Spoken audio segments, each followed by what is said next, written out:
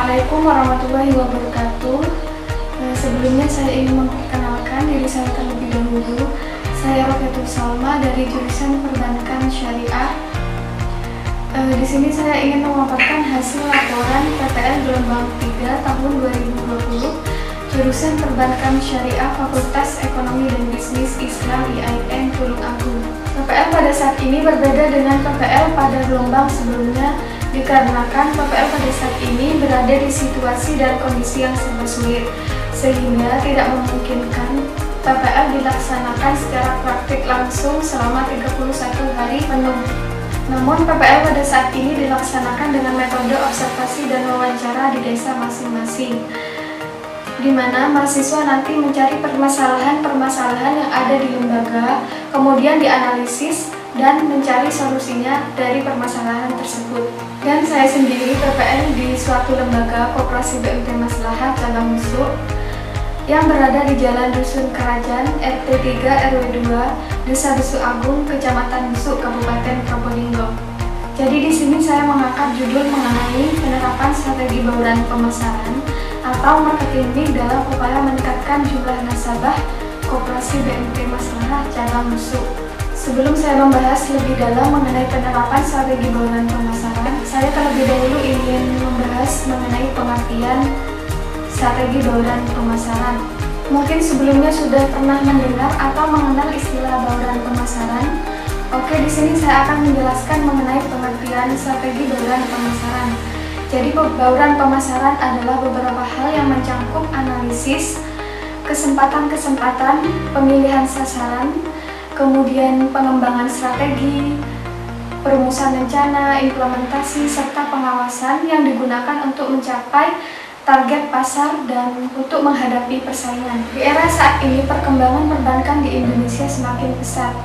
Hal ini semakin banyaknya perkembangan perbankan di Indonesia, maka persaingan perbankan juga akan semakin kuat dan kompetitif. Untuk itu diperlukannya suatu strategi bauran pemasaran yang tepat dan sesuai agar mampu bersaing dengan perbankan syariah lainnya.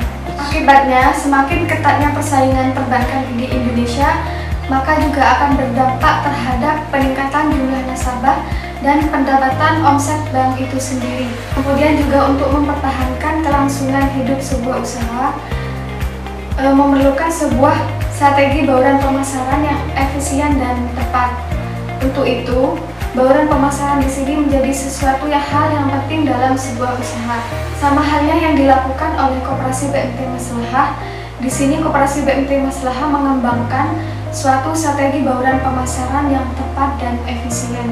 Jadi di sini dalam menerapkan strategi bauran pemasaran terdapat 4 variabel. Yang pertama, penerapan strategi bauran pemasaran produk. Yang kedua, strategi bauran pemasaran price, harga. Yang ketiga, strategi bauran pemasaran place, tempat atau lokasi. Dan yang terakhir, strategi bauran pemasaran promosi. Di dalam strategi marketing mix, di sini produk merupakan unsur yang paling penting dalam mempengaruhi strategi pemasaran lainnya. Penentuan jenis produk akan berpengaruh terhadap penentuan strategi promosi, penentuan harga, kemudian cara pendistribusiannya. Tujuan strategi produk adalah untuk mencapai tujuan pasar dan untuk meningkatkan persaingan dan mengatasi persaingan. Produk di Koperasi BMT Maslahah sendiri terdapat 2 jenis. Yang pertama, produk pembiayaan dan produk simpanan. Produk simpanan ini terdiri dari gadai emas, talangan haji, kemudian mudorobah dan murabahah. Dan untuk jenis produk simpanan di sini terdapat tabungan umum syariah, kemudian pendidikan, ziarah atau wisata, dan kurban atau akikoh. Penggunaan produk di Koperasi BMT Maslahah adalah 80% para pedagang di pasar. Untuk strategi pemasaran produk di sini, Koperasi BMT Maslahah menyediakan produk yang memang benar-benar dibutuhkan dan diinginkan oleh nasabah atau anggota.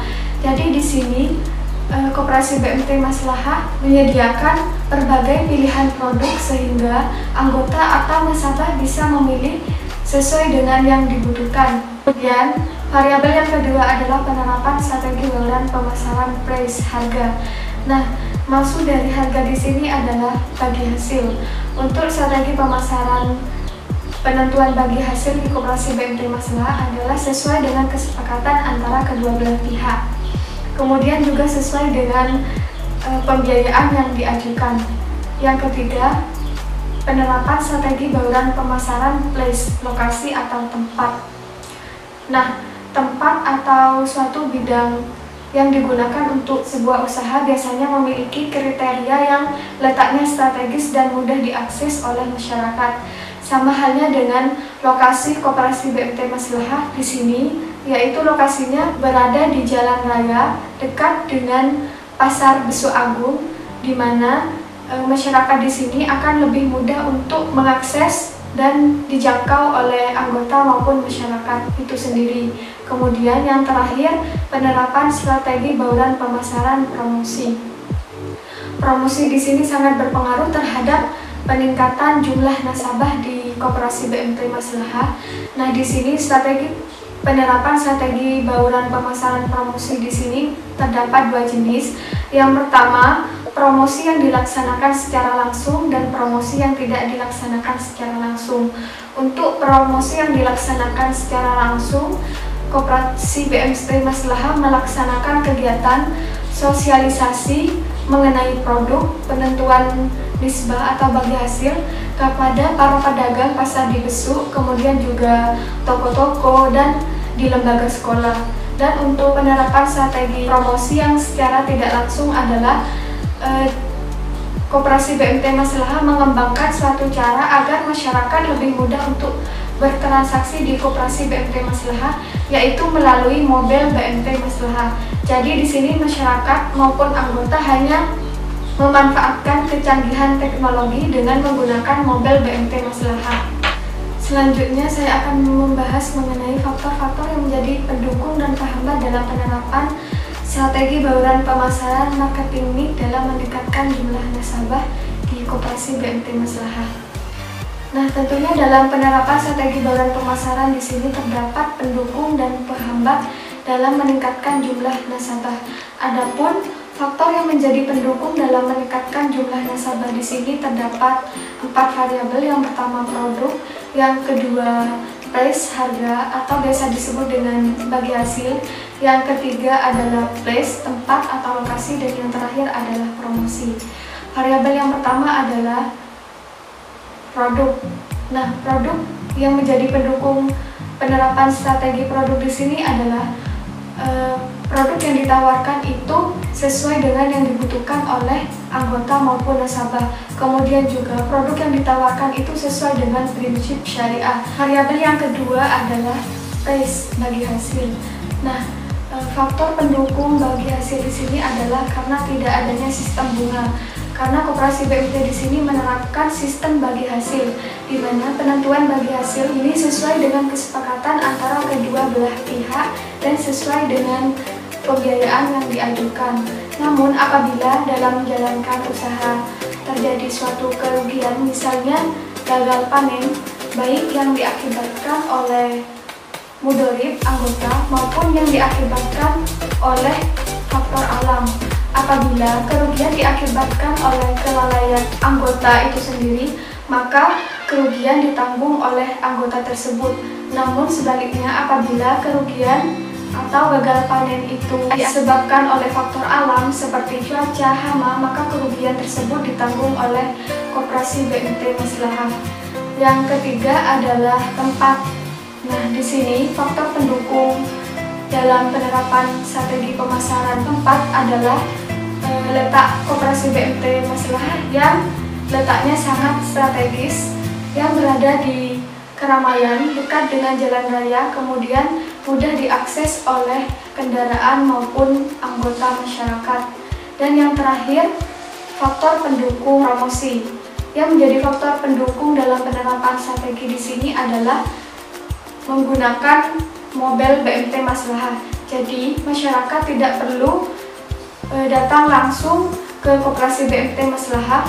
Masyarakat atau anggota hanya memanfaatkan kecanggihan teknologi dengan menggunakan mobil BMT Maslahah. Selain efisien tenaga, juga efisien waktu. Selanjutnya saya akan membahas mengenai faktor-faktor yang menjadi penghambat dalam meningkatkan jumlah nasabah di koperasi BMT Maslahah. Jadi di sini faktor penghambatnya terdapat dua variabel. Yang pertama produk, yang kedua adalah promosi. Untuk faktor penghambat yang pertama adalah produk. Dalam penyaluran produk di koperasi BMT Maslahah tentunya membutuhkan dana pihak ketiga. Namun yang menjadi penghambat di sini adalah terjadinya suatu kredit bermasalah atau kredit macet dan gagal panen, baik yang disebabkan oleh faktor internal maupun faktor eksternal. Hal ini juga akan berpengaruh terhadap penyaluran produk di koperasi BMT Maslahah, sehingga dalam penyaluran produk atau produk yang ditawarkan itu tidak dapat dilaksanakan secara optimal. Selanjutnya untuk faktor penghambat yang kedua adalah promosi. Di era saat ini, lembaga keuangan maupun perbankan mengembangkan suatu cara bagaimana masyarakat agar lebih mudah untuk bertransaksi. Penerapan strategi promosi di koperasi BMT Maslahah sendiri mengembangkan suatu cara, yaitu dengan melalui model BMT Maslahah yang akan memudahkan anggota untuk bertransaksi. Namun yang menjadi penghambat di sini adalah kurangnya pengetahuan anggota maupun masyarakat dalam menggunakan teknologi, sehingga mereka menganggap bahwa dengan menggunakan mobil BMT Maslahah akan lebih sulit untuk bertransaksi. Demikian hasil pemaparan dari laporan PPL gelombang 3 tahun 2020. Semoga bermanfaat. Tetap jaga jarak, pakai masker, cuci tangan, dan hindari kerumunan. Wassalamualaikum warahmatullahi wabarakatuh.